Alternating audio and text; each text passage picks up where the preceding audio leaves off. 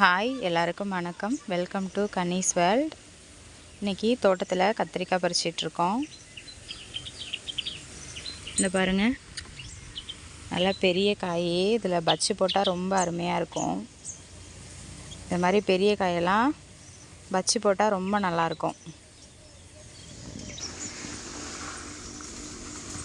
இப்போ காய் பறித்து வச்சுட்டு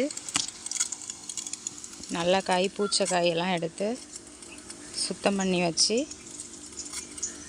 அதுக்கப்புறம் சந்தைக்கு கொண்டு போகணும். இது ஒரே செடி. இதில் 2 கலர் காய் இருக்குது. ஒன்று நல்லா டார்க் பர்பிள், ஒன்று பாருங்கள் கொஞ்சம் ஒயிட்டாக இருக்குது. இதோ இந்த செடியில் நோய் விழுந்துருச்சு. இலையெல்லாம் எப்படி இருக்குது பாருங்கள். என்ன நோயின்னு தெரியல.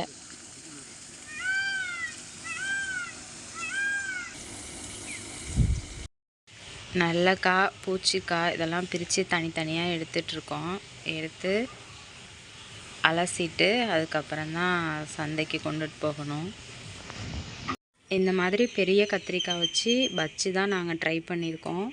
வேறு என்ன ரெசிபி செய்யலாம் அப்படின்னு கமெண்டில் சொல்லுங்கள். வேறு என்ன செஞ்சால் நல்லாயிருக்கும், என்னென்ன ரெசிபி ட்ரை பண்ணலாம் அப்படின்னு கமெண்டில் சொல்லுங்கள்.